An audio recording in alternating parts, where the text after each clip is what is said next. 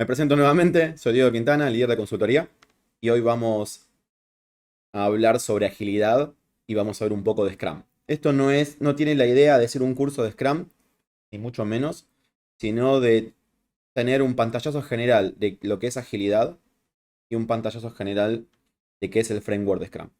Y puntualmente el título es La agilidad no siempre es la solución, porque de alguna forma está como establecido de que cuando tenemos un problema o estamos desordenados o no llegamos con los desarrollos, si ponemos agilidad de repente vamos a llegar.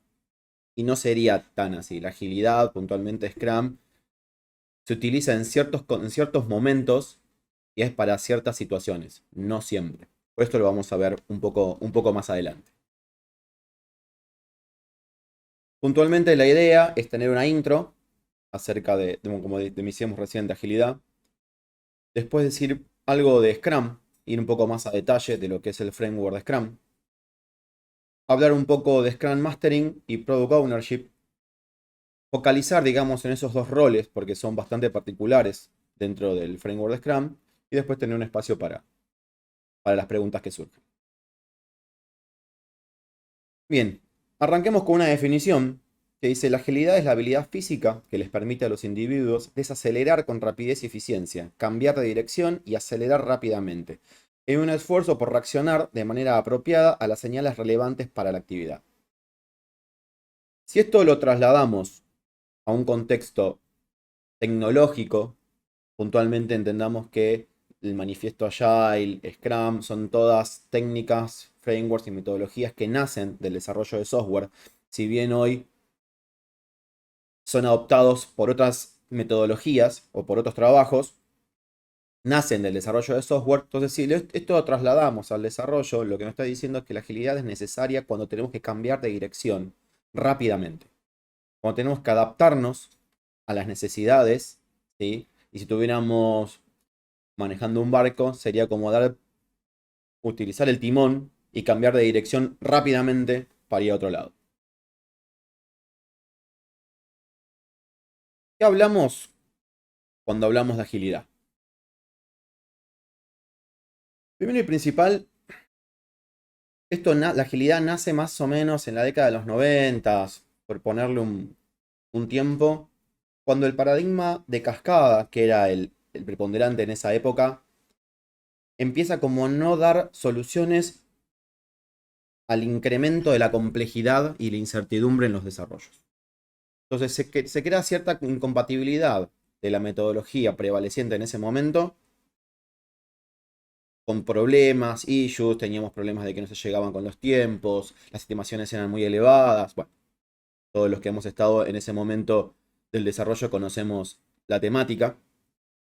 Hay un estudio que fue en el 94 que se llama Chaos, que justamente populariza la tasa de éxito muy baja en lo que eran los esquemas de cascada. Esto no significa que los esquemas de cascada no funcionen, ¿sí?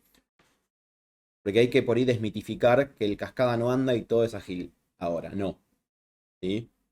Los métodos de cascada funcionan en ciertos contextos y los frameworks ágiles funcionan en ciertos contextos que los vamos a ver más adelante. Bien, volviendo al tema, en esa misma década surgen lo que se llaman metodologías livianas y entre ellas tenemos XP, Scrum, Software Craftsmanship, Lean Software Development, entre otras. Una de las salvedades que podemos hacer es que si nos podemos trasladar al concepto de incertidumbre en la década de los 90, tomamos una foto de ese momento y lo trasladamos a hoy, podemos darnos cuenta de que creció exponencialmente. Hoy la incertidumbre que tenemos a la hora del desarrollo, a la hora de dar soluciones o respuestas rápidas a las necesidades de los usuarios, es mucho más grande de lo que existía en la década de los 90. De esa misma forma, nace algo que se juntan, digamos, personas referentes de estos frameworks y del desarrollo ágil de esa época y hacen lo que es el manifiesto ágil o el Agile Manifest, que consta de valores y principios que simplemente los voy a nombrar como para enmarcar el conocimiento. Por un lado, plantea 4 valores. Dice que los individuos y las interacciones están por sobre los procesos y las herramientas. Esto no plantea que no haya procesos o herramientas. Plantea que las personas y la interacción de las personas es más importante a la hora de la solución de los problemas que los procesos y las herramientas. Producto funcionando sobre documentación excesiva.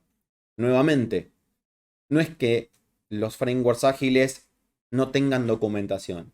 Lo que sí plantea es, si vamos a estar el 40% o el 30% de nuestro tiempo en un proyecto documentando, vamos a tardar muchísimo tiempo en esa fase que no da producto. O sea, no me entrega valor a la hora de la agilidad y de poder darle al usuario un producto funcionando. Entonces, de esa forma, lo que plantea es que es más importante el producto que la documentación, no que la documentación no sea importante.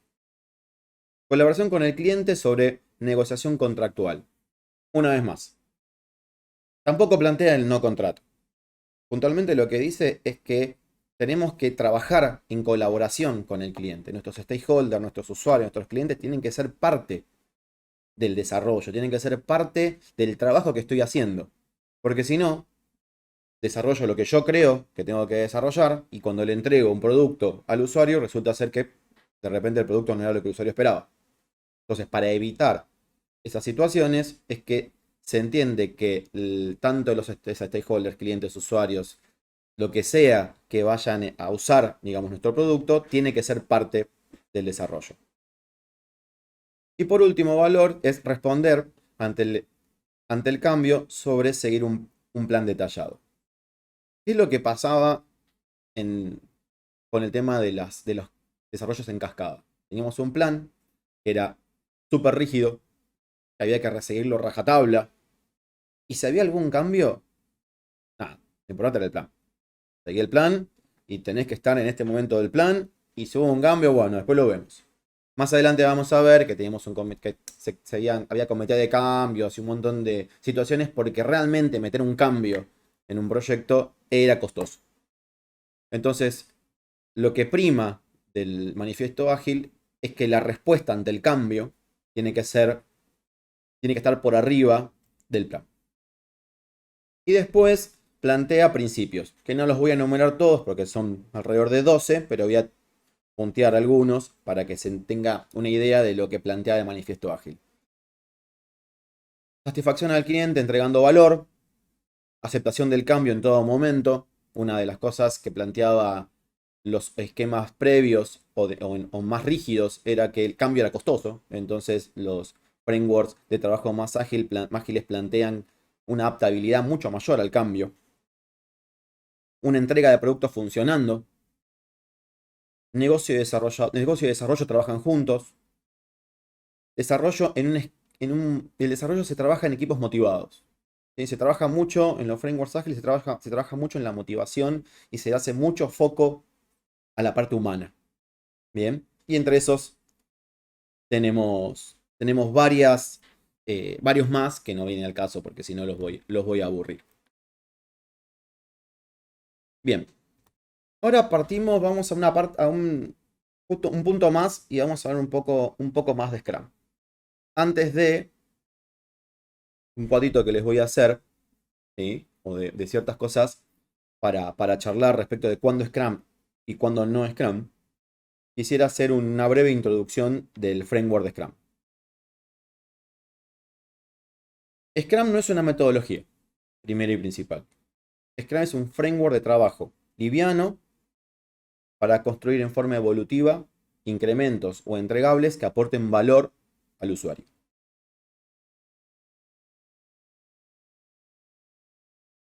Básicamente, lo que plantea Scrum es aprender haciendo. Bien. Y una de las cosas que prioriza es la transparencia, que es que todos sepamos lo que estamos haciendo, pero lo que quiero hacer hincapié es la inspección y la adaptación. Más adelante vamos a dar un ejemplo de qué es esto de inspección y adaptación, para que se entienda por qué es troncal la inspección y la adaptación en estos tipos de metodología, en estos contextos de trabajo de alta incertidumbre. Bien, si vamos a lo que es la guía Scrum, que es la definición súper limpia de Scrum, podemos pensar que es demasiado simple. Bien, como que le falta, no voy a decir trabajo, pero como le falta sustento. Bien, esto está hecho así adrede, ¿sí? Scrum está deliberadamente incompleto y es minimalista. ¿Para qué? Para que nosotros podamos tomar el marco o el framework de Scrum y utilizarlo con nuestras técnicas y nuestras mejores prácticas dentro de la industria que lo vayamos a implementar. Entonces, esto no es una falla en la definición, sino es parte de este concepto de adaptación que nos propone Scrum. Scrum plantea la generación de valor con una entrega de producto que se pueda probar. Nosotros en Scrum, siempre que se llama incremento, ¿sí? Nunca vamos a entregar un incremento que no se pueda tocar, ¿sí? Y nunca vamos a entregar un incremento que no se pueda, que no esté integrado con otros incrementos. Si no llegamos, no se entrega. ¿Por qué? Porque la idea es que cada vez que se termine un sprint, que esto lo vamos a ver un poco más en detalle, se pueda ver lo que se trabajó en esa duración de sprint. Entonces, esto es troncal dentro de la metodología de Scrum. Scrum no es una metodología ni de gestión de equipos ni de gestión de proyectos, ¿sí? Ya que por el lado de los proyectos no existe el rol de gerente que controla, y por otro lado se plantea el concepto de equipos autogestionados. Entonces tampoco tenemos ese concepto de líder que vela por el cumplimiento de y el no cumplimiento de plan, horas, incrementos. O sea, se confía en que el equipo se autogestiona y trabaja en pos del incremento y del plan que se planteó en ese sprint. Hay algo que Scrum plantea como troncal, que es el compromiso del equipo. Bien, en equipos que no tienen compromiso, en equipos que no persiguen el mismo objetivo, realmente es difícil implementar Scrum. Una de las cosas que plantea es que Scrum no sirve si yo quiero hacer lo mismo, pero hacerlo más rápido. O quiero hacer lo mismo y obtener otros resultados. Por eso Scrum no es la solución al desorden.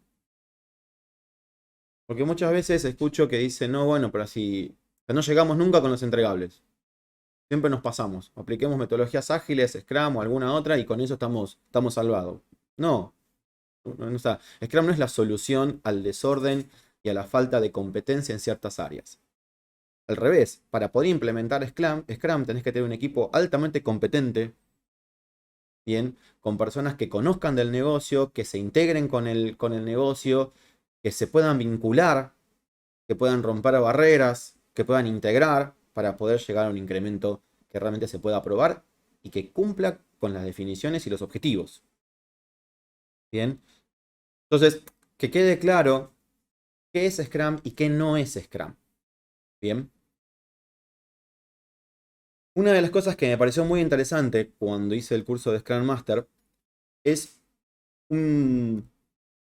No, o sea, no voy a decir un cuento porque no es un cuento, pero algo así, que ejemplifica el hecho de la agilidad versus la velocidad. Bien, ahora vamos a pasar a eso. Estoy implementando una tableta para dibujar, así que vamos a ver cómo sale. Es la primera vez que lo uso. Bien, está titulado La chita y la gacela. ¿Qué plantea? Estamos en la sabana. Tenemos una gacela que está pastando. La gacela tiene una contextura física que llega más o menos a los 80 km por hora de carrera. Pero ¿qué tiene de particular la gacela? Que cuando corre, corre como si estuviera saltando. ¿Bien? ¿Cuál es el depredador de la gacela? La chita. La chita es un depredador de primer orden. Bien. Que llega a una velocidad máxima de alrededor de 100 km por hora y tiene una contextura física y muscular que le permite maniobrar a esa velocidad. Por eso, por ejemplo, los músculos súper desarrollados de los miembros traseros y la cola extremadamente larga y pesada que tiene, que es justamente a modo de timón. Entonces, tenemos dos partes de la historia. Por un lado la chita y por otro lado la gacela. Bien, entonces, vamos a escribir acá. Perfecto. Por acá. Tenemos acá, a ver, ¿se ve? Sí, a la gacela. La gacela está pastando. La chita está agazapada. En el momento que la chita se descubre dónde está agazapada, empieza a correr. La gacela la ve y arranca a correr. Corre, corre, corre, corre, corre, corre, corre, corre. Pero después tenemos también a la chita que arranca a correr, que la quiere interceptar. Vamos acá. ¿Qué sucede? La chita arranca, corre, corre, corre. Y cuando está cerca, supongamos que la chita ya alcanzó por el tramo de recorrido los 100 km por hora. ¿Qué sucede? En este momento, la gacela gira 90 grados. La chita, en este momento, por más que aplique toda la contextura muscular, todo lo que pueda y la cola y todo, se pasa. Gira y vuelve a perseguirlo. Cuando lo está alcanzando, ¿bien? La gacela, ¿qué hace? Vuelve a virar 90 grados. La chita, ¿qué sucede? Una vez más, por más que utilice toda la fuerza y todo lo que la naturaleza le dio, se vuelve a pasar. Porque son 100 km por hora. Gira y la vuelve a perseguir. Siguen corriendo. Sigue corriendo. Cuando la está por alcanzar nuevamente, la gacela vuelve a girar un giro súper brusco, porque justamente al correr en saltos le permite virar prácticamente sobre su eje. Y la chita, que hace nuevamente, se vuelve a pasar. Bien. ¿Esto qué nos dice? ¿Que la gacela es más rápida que la chita? No. En términos nominales, en una carrera recta, la chita la alcanza y se la come. Pero ¿qué tiene la gacela en contra de la chita? Que la gacela es ágil. La gacela puede saltar, girar sobre su eje y evadir, ¿sí?, a un depredador que lo viene a atacar. ¿Qué sucede? Después de varios recorridos, el consumo energético que tiene la chita es altísimo. Se cansa. Desiste y se va. Y la gacela se salva. ¿Qué es lo que plantea esta historia? Que nosotros deberíamos, dentro de lo que es el desarrollo y dentro de la utilización de los frameworks, convertirnos en gacela. ¿Por qué? Porque tenemos que poder girar 90 grados en nuestro propio eje a la velocidad máxima que podemos, sin pasarnos. Esto nos permite adaptarnos a los cambios, afrontar los imponderables y poder responder de forma rápida y efectiva. Eso no quita que la chita sea más rápida que la gacela, pero sí plantea que la gacela es más ágil que la chita. La idea es que podamos ver cómo la agilidad no solo está presente, obviamente, en el desarrollo de software, sino que es parte troncal de nuestra vida. Si nosotros no somos ágiles a la hora de emprender cambios o situaciones, nos vamos a dar contra la pared. Entonces, eso es lo que tratamos de evitar utilizando o transformándonos en equipos ágiles. ¿Qué sucede? Una de las situaciones que nos pasa es que queremos implementar Scrum en todo momento. Y Scrum no sirve en todo momento. ¿Por qué Scrum no sirve en todo momento? Porque Scrum está pensado para contextos de alta incertidumbre. Para situaciones en donde identificar la causa-efecto no es fácil. Cuando no sabemos las respuestas a los problemas y ni siquiera sabemos los problemas con los que nos vamos a topar. Hay un una técnica que se llama Cinefin, que es la que voy a explicar ahora, que nos ayuda a pensar cuándo podemos utilizar Scrum y cuándo no es Scrum. Cinefin plantea un dominio de 4. Nuevamente vamos a dibujar a ver qué sale. Un dominio de 4 aristas. Bien. Entonces, partimos de acá abajo. De acá arriba. Tenemos una.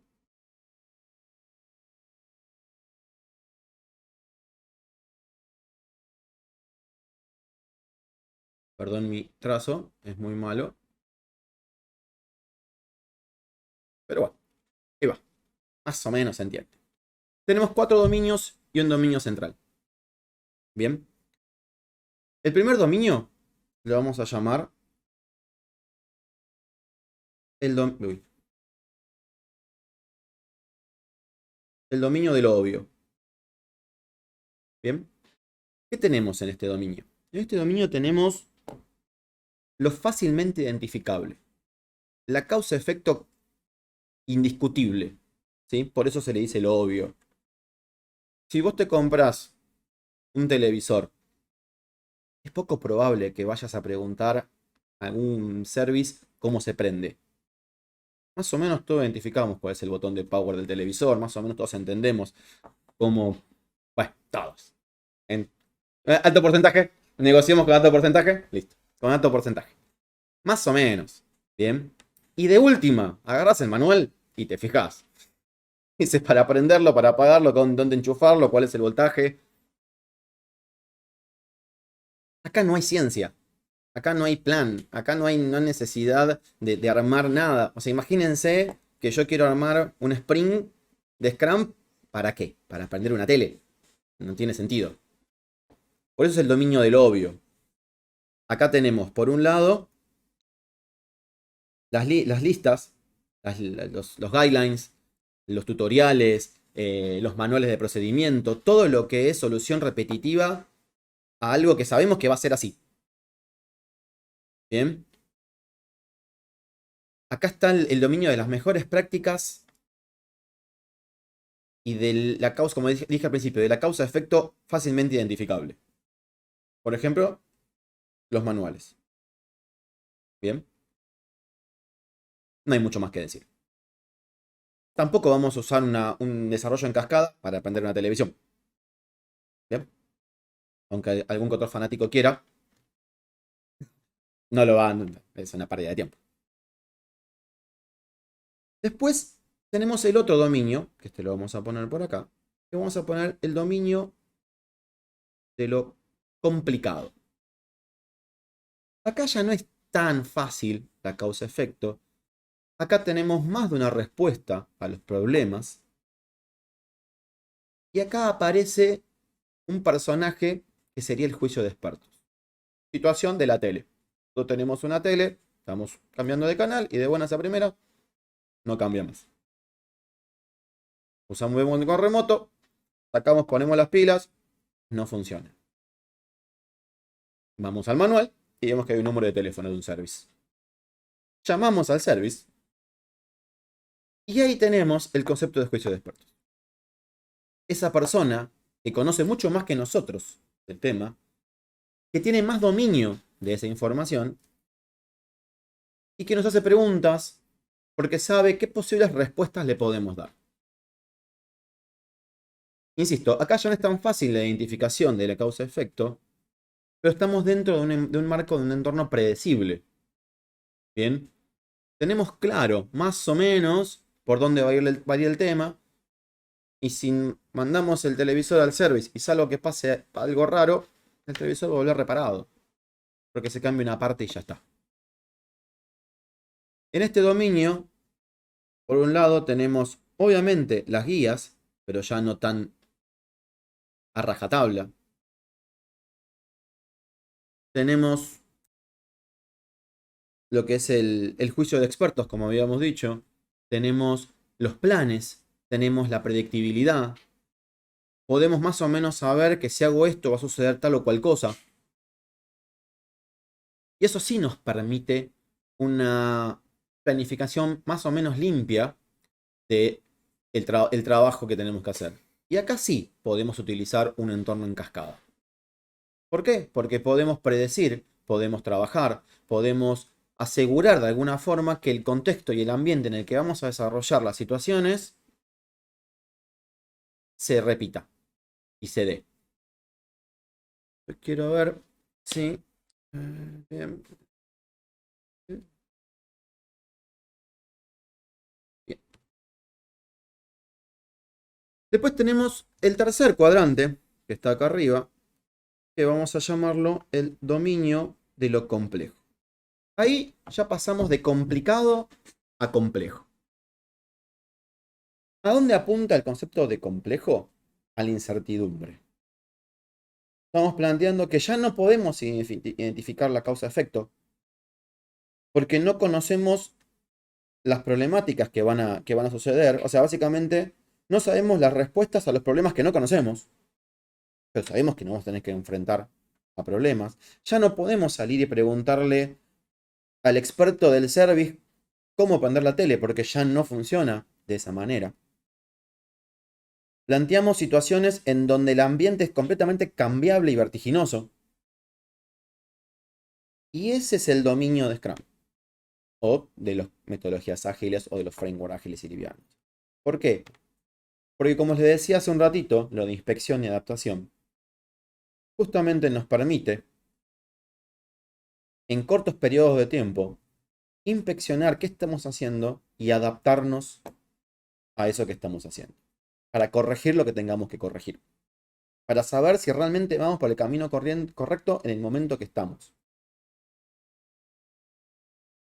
Obviamente, si yo planteo un esquema de cascada en un contexto incierto, yo no tengo predictibilidad. Yo no tengo un entorno predecible. Entonces, ¿cómo voy a saber que dentro de 5 meses o 4 meses las cosas van a estar igual? Que el usuario va a querer lo mismo, que no va a haber cambios. Yo no puedo jugarme a eso. Entonces, ¿qué es lo que plantean estos frameworks livianos? Justamente plantean el hecho de que al ser como bueno, puntualmente Scrum, ¿no? De sprint cortos de máximo un mes, yo voy a entregar cosas en máximo un mes que el usuario va a poder entender y saber si es por donde quiere ir o no quiere ir. Si el negocio en un mes cambió, bien, pensemos en Argentina, en un país que de un mes al otro pasan muchas cosas. Yo no puedo planificar en Argentina a 5 meses, pensando que el país de febrero va a ser el mismo que de agosto. No hay chance. Eso es un contexto incierto. Y ahí aplica Scrum. Dentro de este framework tenemos obviamente Scrum, XP. No, se me corrió. Scrum, XP. ¿Qué otra cosa tenemos? Bueno, y otras metodologías que, que trabajan sobre estos conceptos de frameworks ágiles, frameworks livianos. El último cuadrante de acá abajo es el caos. Acá me falta una patita. ¿Qué es el caos? Acá no hay causa-efecto. Acá la incertidumbre está a otro nivel. Acá no hay plan. Acá hay crisis. Este es el dominio de la improvisación. Acá es respuestas automáticas y rápidas a problemas críticos. Acá primero resuelvo y después pregunto. Bien. Acá no sirve un plan. O sea, imagínense que ante un desastre yo no puedo ponerme a planificar cómo hacer para. Salgo y hago. Bien. El dominio del caos no lo vamos a hablar porque no viene al caso. Pero puntualmente se plantea que acá no hay método. O sea, acá las metodologías que planteamos no existen, no aplican. Acá es improvisemos, resolvamos la situación, saquémosla de la situación crítica en la que estamos y después de ahí, bien, vemos las mejores prácticas y cómo encauzar eso de alguna manera. Pero, ¿qué pasa? Tenemos acá esto. Bien, así. El quinto cuadrante, que está en el centro, es el dominio de lo confundido. ¿Qué significa lo confundido? Por ejemplo, si queremos aplicar un cascada a prender la tele, si queremos poner una metodología de cascada en un concepto de alta incertidumbre, o al revés, ¿sí? Queremos aplicar Scrum en un lugar de alta predictibilidad. Eso no es la respuesta. No voy a ser más rápido por poner Scrum en el dominio de lo complicado. El dominio de lo complicado tiene sus metodologías que funcionan, están probadas. Y hay que usarlas, porque son las mejores prácticas. Hay que saber utilizar la herramienta adecuada en el momento adecuado. Si yo te doy una masa de 25 kilos para que me claves un clavo de 25 milímetros en una madera de terciado, y lo más probable es que en el primer masazo rompas el clavo, la madera, la mesa de abajo y el piso. Porque no es la herramienta adecuada para eso. Mismo si te doy un martillo de carpintero para que rompas una pared. Si lo lográs, vas a estar un rato largo. Entonces, siempre hay que tener presente que la herramienta se luce en el contexto adecuado.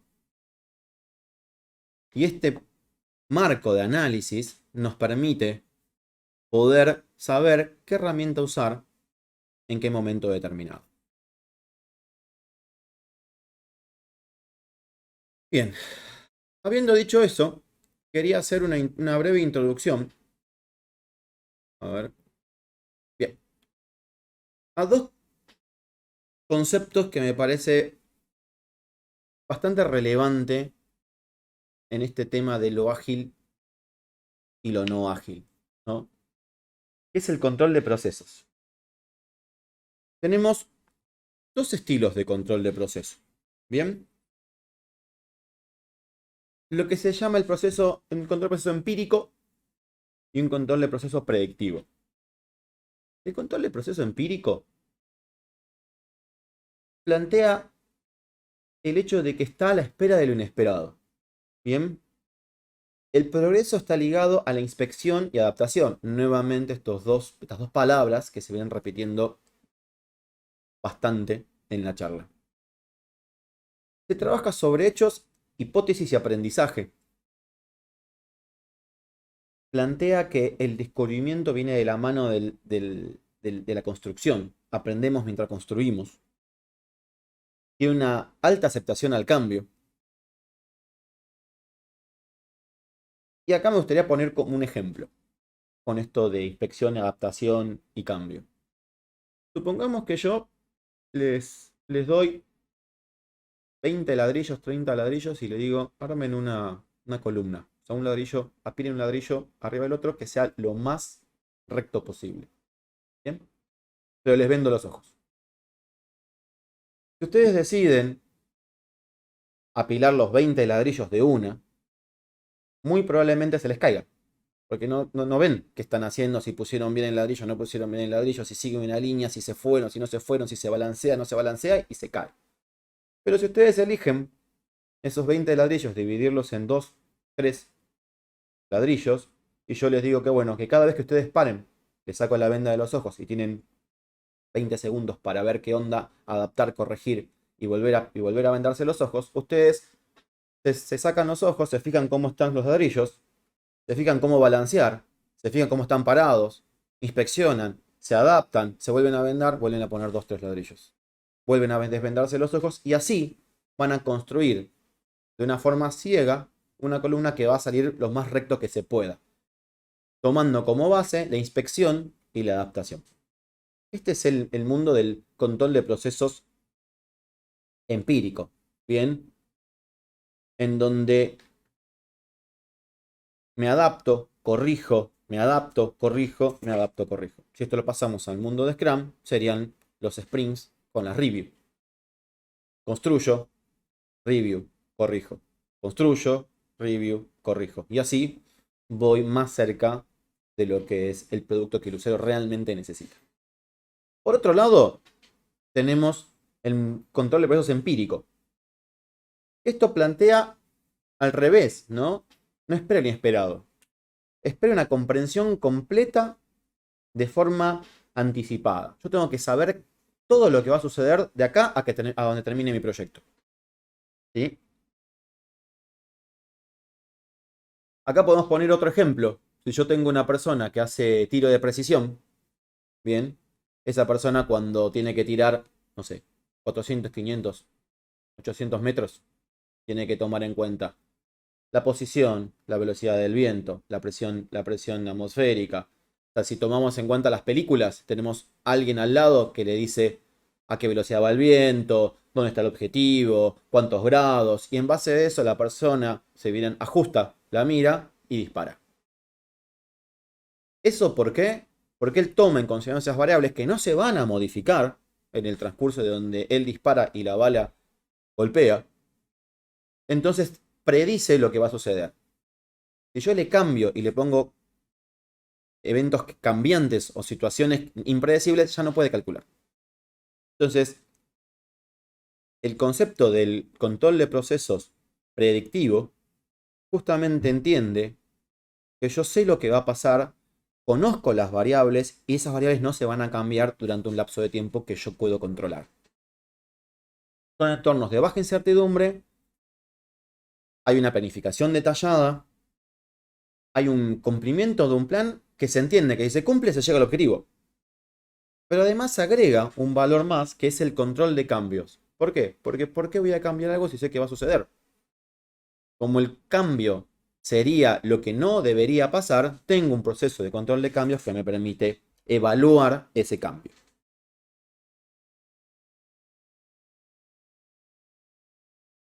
Tomando como base estas dos características, entendemos obviamente que Scrum tiene un control de procesos empíricos y un procedimiento en cascada tiene un control de procesos predictivos.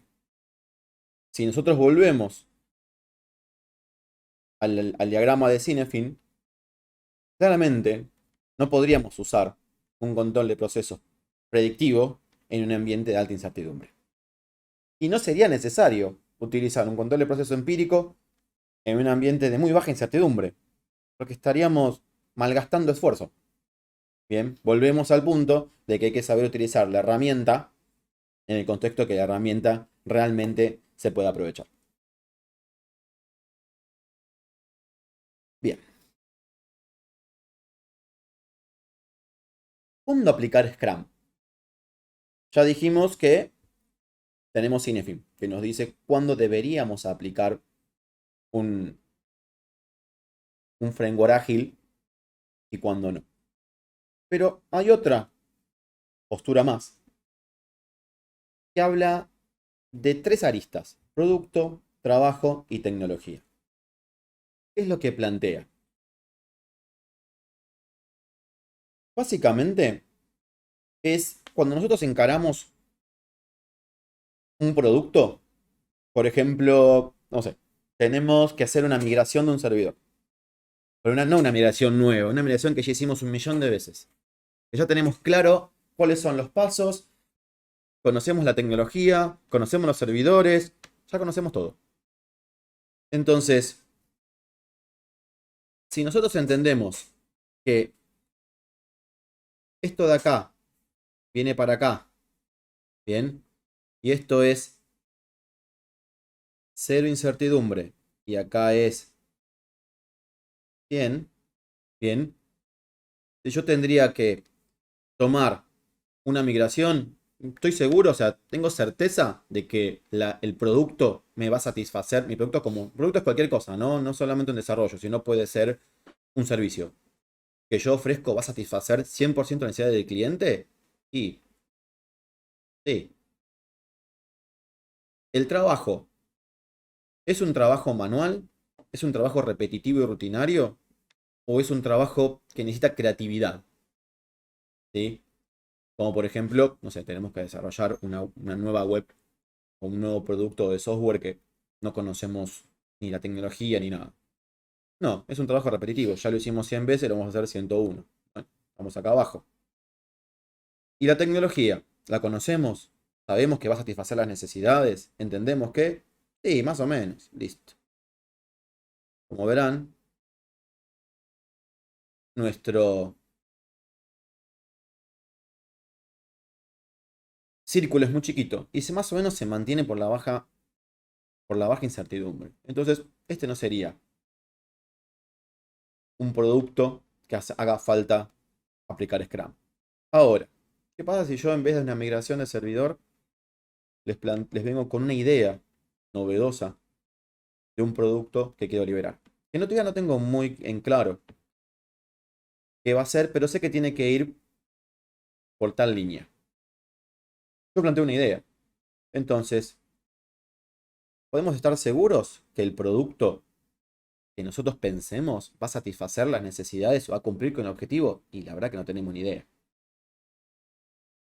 La tecnología que planteamos, ¿va a satisfacer las necesidades del producto? ¿Nos va a permitir adaptarnos a los cambios?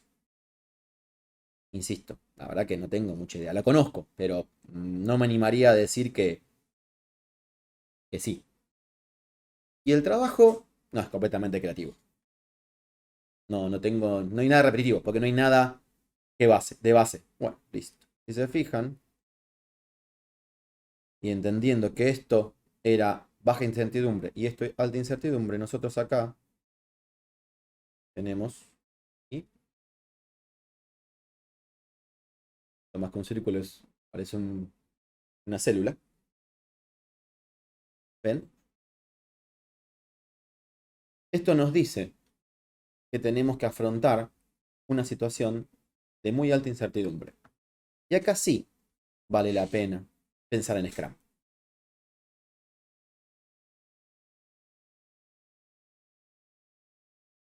Y ahora vamos un paso más allá. Hasta ahora hice una intro, ¿no? Y ahora vamos a ver qué es Scrum. Insisto en algo. No es la idea de la charla hacer un curso de Scrum. La idea de la charla es plantear las bases de qué es Scrum y qué no es Scrum. Ya dijimos que no es Scrum. Una de las cosas que me olvidé de comentar y es que la guía Scrum plantea que Scrum tiene ciertas características. Tiene eventos, tiene artefactos, tiene un equipo Scrum. Bien, que ahora lo vamos más o menos a puntear y a detallar. ¿Y qué eso es Scrum? Nosotros podemos utilizar Scrum así como está. Por ejemplo, Scrum plantea el hecho de que el product backlog tiene que estar ordenado. Nada más. Punto. Una lista ordenada que siga un objetivo de producto. Eso es el product backlog. No me dice que sea ni épicas, ni historias, ni tareas, ni una taskboard, ni un Kanban, ni nada. Me dice eso solo. Yo puedo utilizar un bloc de notas para tener mi backlog mientras esté priorizado, mientras esté ordenado y cumpla con el objetivo de producto. Sí, podría. Pero tengo que tener un backlog. Tengo que tener un sprint backlog. Tengo que cumplir con todo lo que mínimamente plantea la guía Scrum. Porque si no, no estoy haciendo Scrum. Porque a veces partimos de la base que en otras metodologías se podía hacer un tailoring, lo que se llamaba un tailoring. Nosotros le quitábamos cosas a la metodología y decíamos, estoy haciendo tal o cual metodología. Bueno, Scrum no. Scrum te dice, esto es Scrum. ¿Podés utilizar partes? Sí, podés, pero no estarías haciendo Scrum. Estarías haciendo cualquier otra cosa. Entonces, que a veces también sucede, si yo en mi trabajo implemento dailies, ¿estoy haciendo Scrum? No, estoy haciendo dailies. Nada más. Bien. Entonces, si tenemos que entender que si queremos usar Scrum, tenemos que usar Scrum. Todo lo que Scrum dice. Todos los artefactos. Todos los eventos. Scrum plantea, que ahora lo vamos a ver, un sprint planning. Bueno, un sprint planning, una sprint retrospective y una sprint review. Bueno, todos esos son partes de Scrum. Si queremos usar Scrum, tenemos que pasar por todos. Si no, no estamos usando Scrum. Bien. Eh, entonces. Pip, pip, pip, pip, pip. ¿Qué tiene Scrum, como dije recién? Tiene artefactos, eventos y un equipo. ¿Qué artefactos plantea Scrum? Un Product Backlog, un Sprint Backlog y un incremento. El Product Backlog es una lista emergente y ordenada de lo que se necesita para mejorar el producto. Bien. Los PBIs, que son el Product Backlog Items, cumplen un objetivo de producto. ¿Y cómo están ordenados? Por ejemplo, todos conocemos el principio de Pareto del 80-20. Que el 20% de los problemas son el 80%. No. Ah, se me fue el principio de Pareto. Que el 20% de las situaciones me representa el 80% de los problemas. Ahí está. Entonces, eso si lo aplicamos para ordenar un Product Backlog, sería algo así como: me tengo que focalizar en el 20% que me va a dar el 80% del valor. ¿Para qué? Para que el 80% restante me quede, ¿sí?, por fuera. A ver, ¿qué sucede en el desarrollo? Nosotros arrancamos hoy con un desarrollo. Supongamos que el desarrollo nos ocupa, no sé, un año. Al año, después de muchos incrementos, muchas idas y vueltas y negociaciones, nos va a quedar el excedente. Si nosotros dejamos para el final la entrega de valor, ese excedente, que puede ser que nos cancelen, que nos cierren, que nos limiten por tiempo, por el presupuesto, por lo que sea, nos queda afuera. Entonces, si nosotros ordenamos el Product Backlog desde entendiendo que es lo más importante es el 20%, de ahí para abajo, cuando lleguemos al 80 al 90% de cobertura, ese 10% restante no va a ser de gran entrega de valor. Van a ser los extras, los nice to have, aquellos que bien podría estar o no, no me va a hacer al producto. Así que ese es el concepto de Sprint Backlog, de Product Backlog, perdón. Después tenemos un Sprint Backlog. El Sprint Backlog se compone, o sea, es el que va a dar el objetivo del sprint, que es el por qué. El conjunto de PBI seleccionados para el sprint, que es el qué, bien. Y el concepto de plan de acción, que son las tareas, ¿sí?, que es el cómo. No es otra cosa que las listas de actividades que yo voy a hacer en este sprint. Este sprint son 2 semanas, un mes. Bien. Pero bueno, hay procesos de refinamiento, hay otros procesos que vienen que son parte de la actividad del Sprint Backlog, que lo vamos a ver, que es un evento. Pero básicamente la idea es que como artefacto tenemos por un lado la lista de productos, de Product Backlog Items. Por otro lado tenemos el Sprint Backlog, que es el que se va haciendo en cada Sprint Planning, para cada sprint. Y como tercer incremento, como tercer artefacto tenemos el incremento.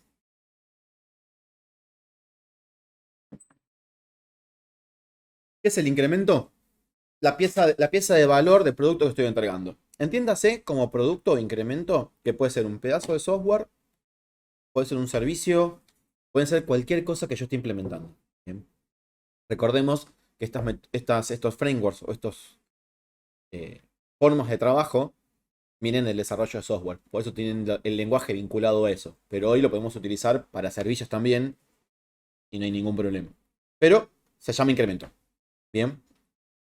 Básicamente el incremento se puede ver como el escalón hacia el logro del objetivo de producto. Bien. El incremento tiene que estar integrado al resto de los incrementos. O sea, yo no puedo hacer un incremento que no se integre. Como tampoco puedo hacer un incremento que no se pruebe. El incremento tiene que ser utilizable. Si yo estoy desarrollando una silla, yo no puedo hacer una silla que no me pueda sentar. Yo tengo que hacer una silla en donde yo me pueda sentar. Después podemos entender que le falte algo. Tapizado, lustre, algún diseño en las patas. Pero la silla tiene que hacer funcionar. Y la otra cosa, que el incremento tiene una definición determinada. Que eso es parte de lo que se define en la plan y que es lo que a mí me dice cuáles son los criterios que yo voy a tener para entender que ese incremento puede ser tomado y puede ser parte de la review. Que la review es cuando nosotros evaluamos los incrementos. Como verán, No hay mucho más de lo que dice la guía Scrum. Pero ustedes dirán, sí, pero ¿y dónde están las tablas Kanban, los gráficos del Burn Chart, ¿sí? Las historias de usuario? Eso no es parte de Scrum. Eso es parte de lo que nosotros le agregamos al framework para que sea más funcional a nuestro trabajo. Las historias de usuario pertenecen a Extreme Programming, no pertenecen a Scrum. Las tablas Kanban son Kanban, no son de Scrum, pero las usamos en Scrum. ¿Sí? Los Sprint Burn Chart pertenecen a otro esquema.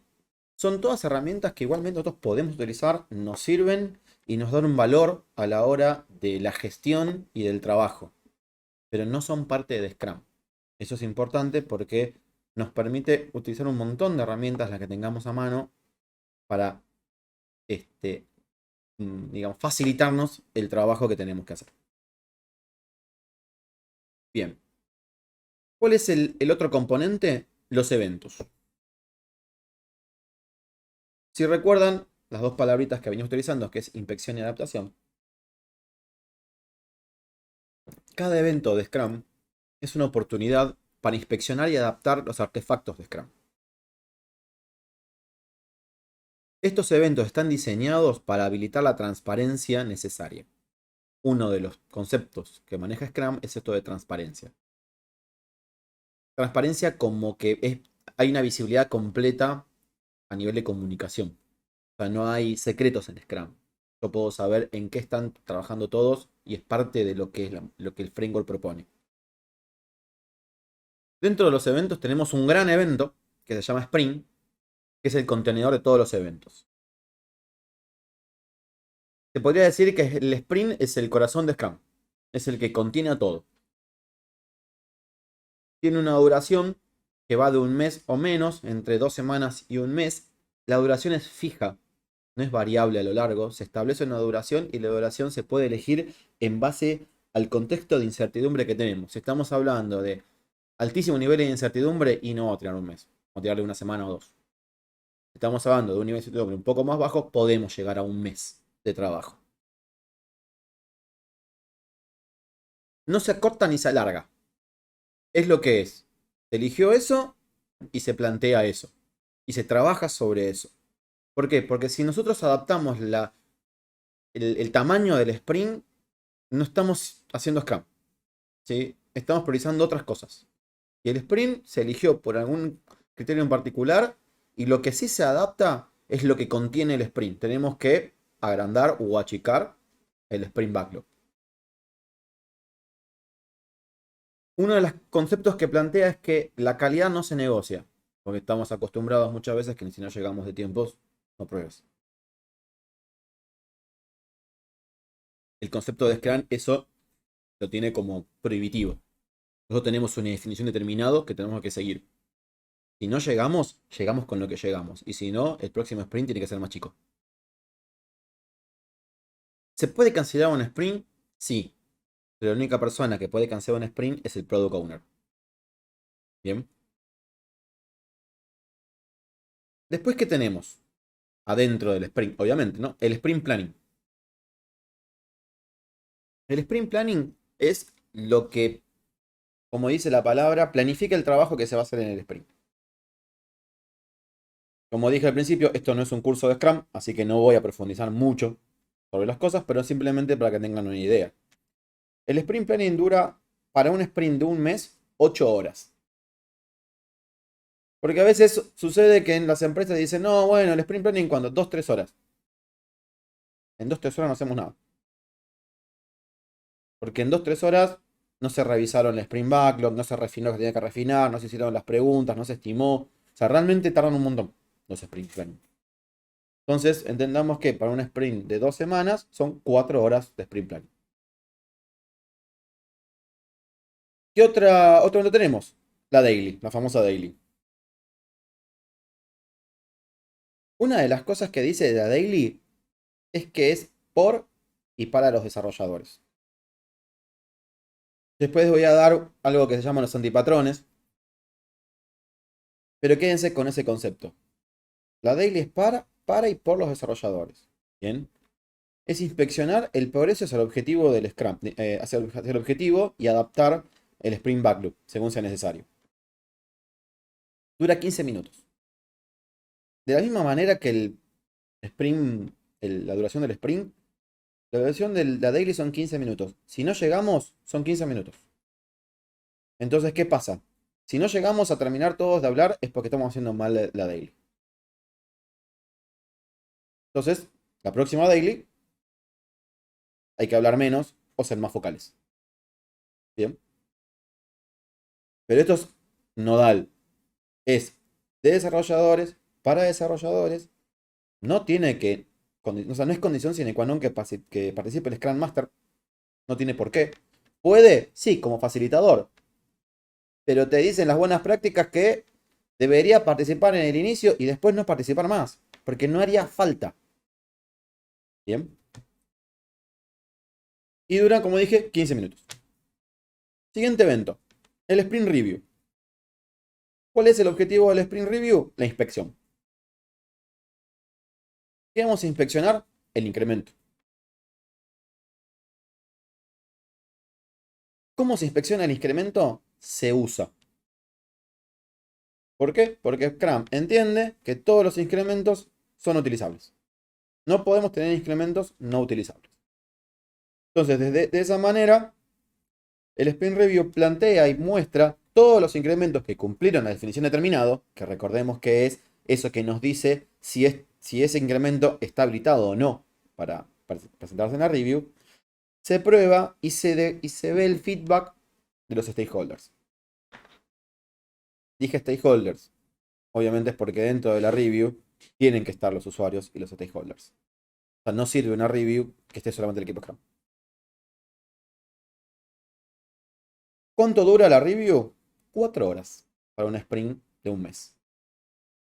Significa que en 2 semanas son 2 horas. Siempre más o menos Scrum plantea los tiempos de esa forma. Y por último, tenemos la retrospectiva.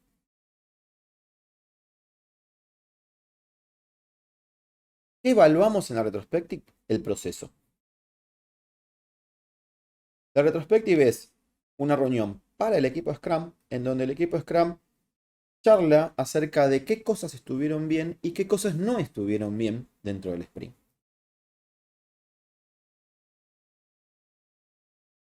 Dura 3 horas para un sprint de un mes. Obviamente dije, revisa el proceso. Y está focalizado en la calidad y en la mejora continua. Por eso son importantes las reviews.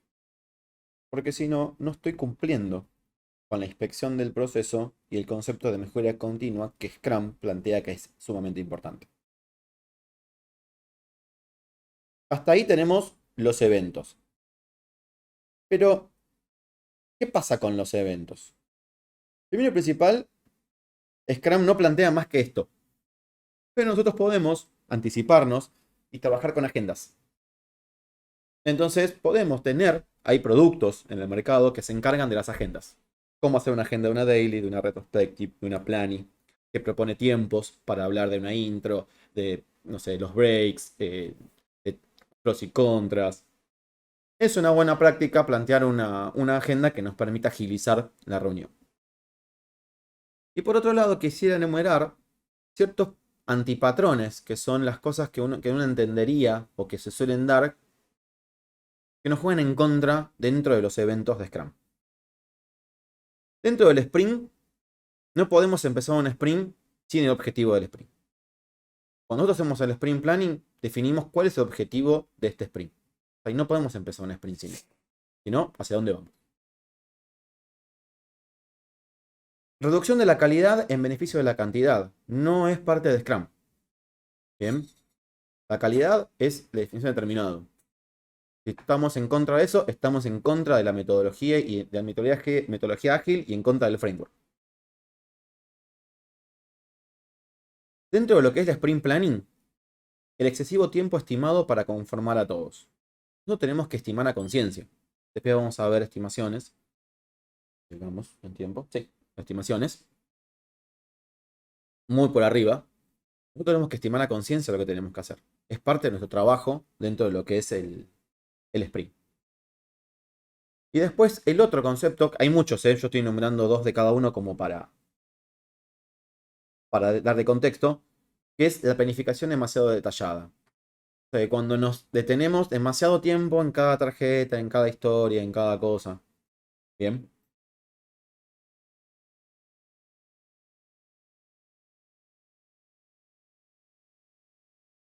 Después tenemos los antipatrones de la Daily Scrum. ¿Sí? La Daily Scrum no es una reunión de reporte al Scrum Master y al PO. Como dije antes, es una reunión de desarrolladores para desarrolladores. Y no es una reunión en donde se interpela a los desarrolladores y se pide explicaciones. El Sprint Review no pueden estar ausentes los stakeholders, porque son los que nos validan el incremento. Y después lo otro que no debería suceder es que los stakeholders sean pasivos y sin compromiso, porque también nos perjudica en la evaluación del incremento. Esas son cosas que resuelve el Scrum Master. Y en la retrospectiva tenemos cosas que no deben pasar, la ausencia del Product Owner, todo el equipo Scrum tiene que estar visible. Plantea el concepto de participación obligada. ¿Por qué? Porque el equipo debería tener el compromiso suficiente para participar. No porque está obligado, sino porque entiende que es lo correcto y es lo mejor para su trabajo. Y obviamente evitarla porque hay mucho que hacer, entonces no hay tiempo. Tampoco. Por último tenemos el equipo Scrum. Dentro del equipo Scrum tenemos el Scrum Master, el PO y los desarrolladores. Tema particular del equipo Scrum, tanto el PO como el Scrum Master pueden tener en paralelo el rol de desarrollador. Pero el PO y el Scrum Master no pueden ser la misma persona. ¿Por qué? Porque son roles que están en contraposición de intereses. ¿Sí? El Scrum Master tiene sus roles y trabaja con el PO, y el PO tiene sus roles y trabaja con el Scrum Master. No pueden ser la misma persona. Es el único rol, los únicos dos roles que no se pueden sobreponer. Después el resto, PO puede ser Dev y viceversa. Un equipo Scrum no son más de 10 personas. Si son más, se parte, se comparte un PO, un Product Backlog, el objetivo. No se comparte necesariamente el Scrum Master. Ponele que en un Scrum Master pueda tener dos equipos, pero si no, es un Scrum Master por equipo. Y el equipo Scrum es un equipo multifuncional. Básicamente lo que plantea es que no necesita de ningún externo para completar el incremento. Eso es lo que plantea con la multifuncionalidad. Después tenemos los desarrolladores. Son, bueno, las personas que están centralizadas en la creación del incremento. ¿Sí? Crean el sprint plan. Entregan solo incrementos terminados. Adaptan y se consideran mutuamente responsables. Uno de los principios y de las que el framework de trabajo plantea es justamente esto de responsabilidad compartida. Somos todos responsables de nuestro trabajo, somos equipos autogestionados y multifuncionales, con lo cual todos entendemos que vamos para el mismo objetivo y nos hacemos cargo de lo que hacemos. Eso es lo que busca el framework Scrum. Product Owner y Scrum Master. El Product Owner es el responsable de maximizar el valor del producto resultante del trabajo del equipo Scrum. Eso es lo que dice la guía de Scrum. Vela por el producto desde el punto de vista del negocio. Es el único responsable de tomar las decisiones acerca del producto. Y esto es importante. Realmente es el único responsable. No hay otra persona que tome decisiones sobre el producto. Ni el Scrum ni los developers. Bien. Trabaja en el refinamiento y el entendimiento del Product Backlog. Ordena el trabajo. ¿Sí? Y es el encargado de la visualización del Product Backlog. Y después tenemos el Scrum Master, que la guía Scrum dice que el Scrum Master es responsable de establecer Scrum como se define en la guía Scrum. Logra esto ayudando a todos a comprender la teoría y la práctica de Scrum, tanto dentro del equipo Scrum como en la organización. Foco en el proceso de trabajo y mejora continua. Y el objetivo es desarrollar el equipo para que se logre un equipo competente, autogestionado y multifuncional. Y una de las cosas que plantea es que el tipo de liderazgo del Scrum Master es un liderazgo servicial.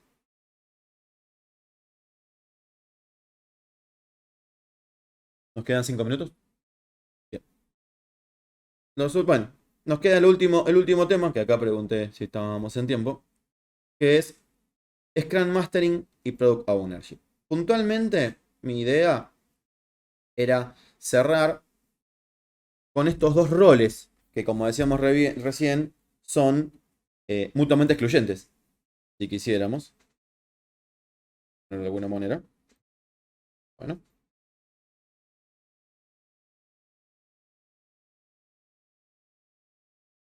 ahí está. El Scrum Mastering y el Product Ownership. Vamos a hacerlo rapidito para no aburrir.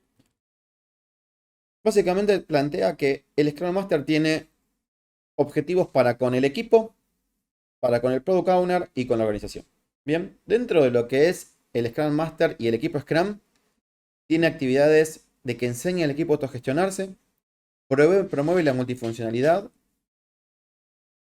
porque se necesita que el equipo no solo trabaje juntos, sino colabore entre sí.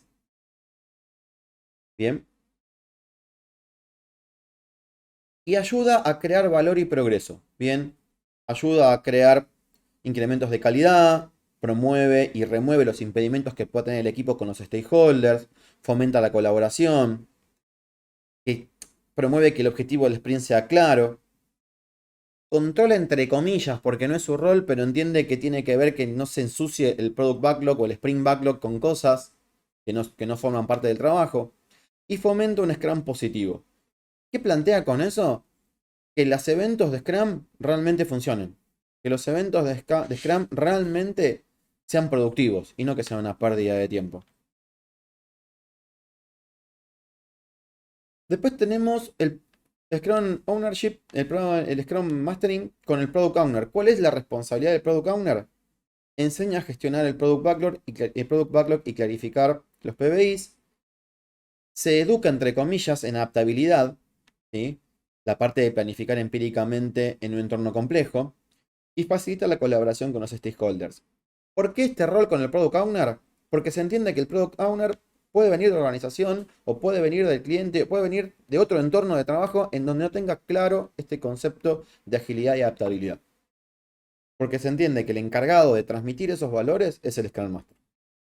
Y el Scrum Master para con la organización es lidera la adopción de Scrum, promueve la cultura amigable con Scrum, porque entendamos que en una empresa en donde no se compartan los valores de Scrum y del manifiesto ágil, sería muy difícil implementar Scrum. Y fomenta y maximiza la comunicación. Y para cerrar tenemos el Product Ownership. ¿Qué hace el Product Ownership? Primero y principal entiende que hay que hacer un alineamiento entre orden y expectativas. Bien, por eso es el miembro del equipo Scrum que está del lado del negocio. ¿Sí? Tiene que entender cuáles son las características necesarias del producto, qué es lo que se desea y cómo, qué es lo que y se desea, lo que no se desea, y ajusta el orden de los Product Backlog Items con las necesidades y expectativas del negocio. Bien, es parte del refinamiento. O sea, la persona del equipo Scrum que sabe qué es un PBI es el Product Owner. Entonces, cuando un desarrollador tiene algún problema, pregunta al Product Owner qué es eso, cómo refinarlo, cómo dividirlo en tareas más chicas. Bien. Se entiende que el refinamiento del Product Backlog no es un evento, es una actividad. Entonces, en cualquier momento se pueden juntar los desarrolladores o el equipo Scrum y decir, vamos a refinar. Y se refina más o menos 3 o 4 sprints para adelante, como para tener masa crítica de trabajo. ¿Se puede refinar en sprint planning? Sí, pero también se puede refinar en otro momento, porque insisto, no es un evento Scrum.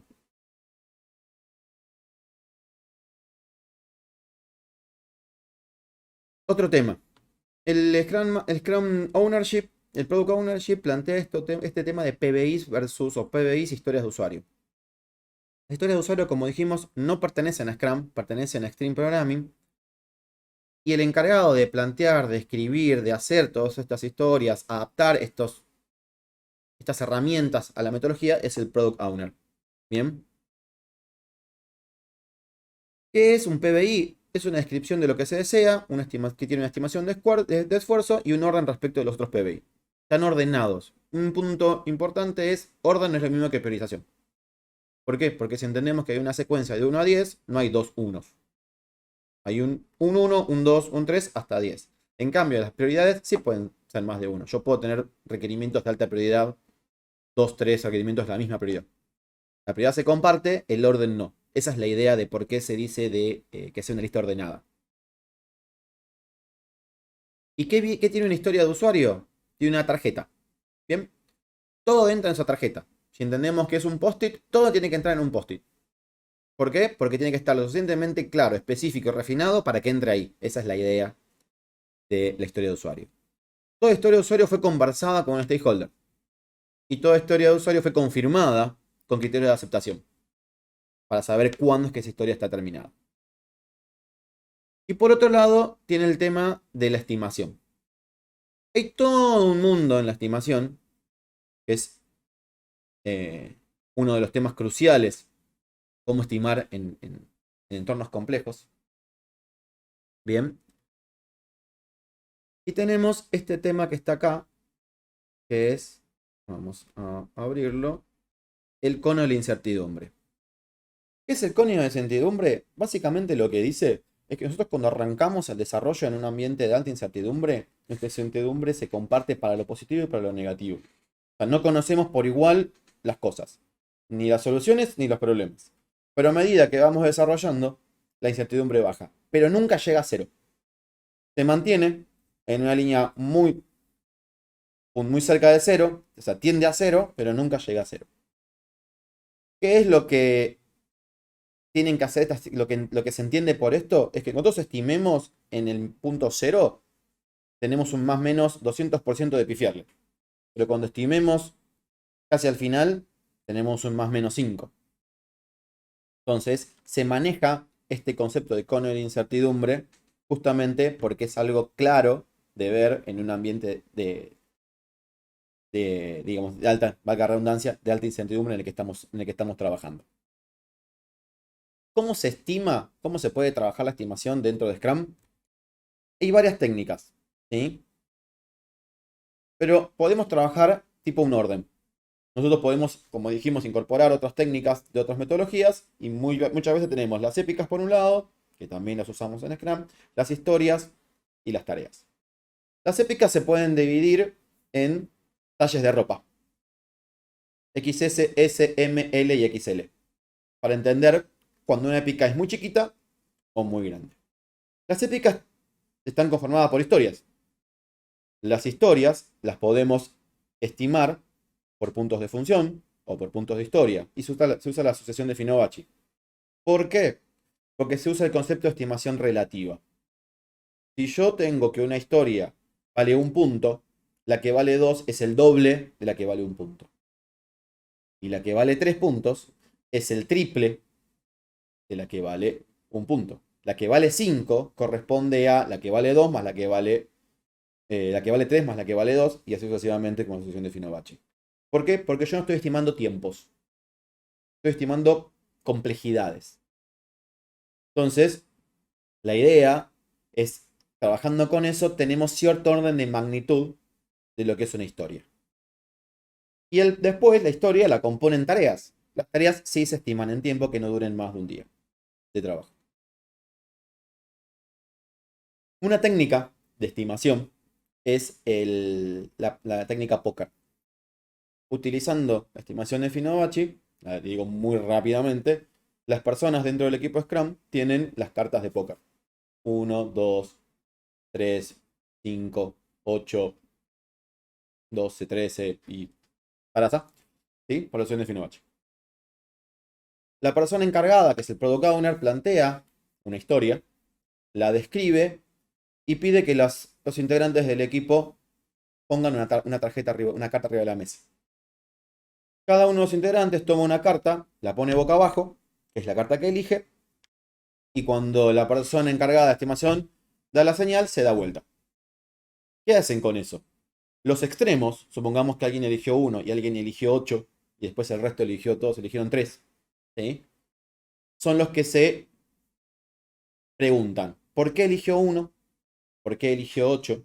Todos escuchan esa explicación, se vuelven a juntar las cartas y se vuelve a estimar hasta que el consenso esté dado. Esa es la técnica, muy rápidamente, Está basada en una técnica de estimación Delphi, pero que se popularizó como Planning Poker. Sí, gracias, Gabo.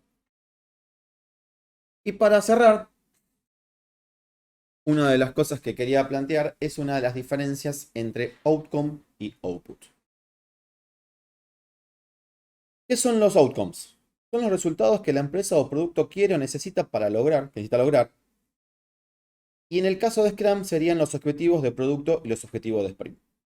¿Y qué son los outputs? Son las acciones y elementos que contribuyen a lograr esos outcomes. Por ejemplo, el plan de sprint y las tareas de los componentes. ¿Qué suele suceder? Que nosotros queremos controlar o gestionar en base a los outputs. ¿Sí? Entonces queremos medir en el hacer. Cantidad de PBIs por sprint, puntos de historias entregados. O sea, queremos focalizar en el hacer. Es como medir una metodología de otro contexto. Y en realidad, si entendemos que estamos entregando valor, nosotros deberíamos medir por el outcome. O sea, medir el resultado hecho. ¿Cuál es el cumplimiento del objetivo del negocio? Si estoy contribuyendo a mi objetivo de producto de la manera en que creo que estoy contribuyendo o no. Y hay que ajustar. ¿Sí? El medir el outcomes nos va a dar la pauta de cuán cerca o cuán lejos estamos de nuestro objetivo de producto final. Más allá de si cumplimos 25 puntos de historia de usuario o 3 o 7 o los que cumplimos. Porque eso no nos va a dar el outcome. Nos va a dar una visión reducida de lo que el equipo puede llegar a entregar en puntos de algo. Entonces, el medir en output es querer implementar una medición que corresponde a otra metodología en otro contexto. Nosotros deberíamos cambiar la mirada para entender que lo que importa en un entorno de alto nivel de incertidumbre, que implementamos frameworks livianos para justamente poder inspeccionar y adaptar y entregar valor, es entender que lo que tenemos que medir es el valor que entregamos a la finalización de cada sprint. Eso es lo que importa. ¿Cuánto valor le entregamos al cliente y con qué calidad se lo entregamos? Eso es lo que hay que ajustar. Si en un sprint entregamos 5 puntos y en otro 12, es relativo. No hace al valor. Bien. Entonces, como cierre, lo importante de una metodología ágil es entender que estamos dentro de un contexto de alta incertidumbre, que estamos aprendiendo a la medida que construimos y que medir de una manera arcaica no nos va a dar gestión ni control. En cambio, nos va a entorpecer. Hay que entender que nos estamos en este equipo y en este momento entregando valor al cliente. Y ese es el objetivo que tenemos que perseguir. Con eso, hemos cerrado.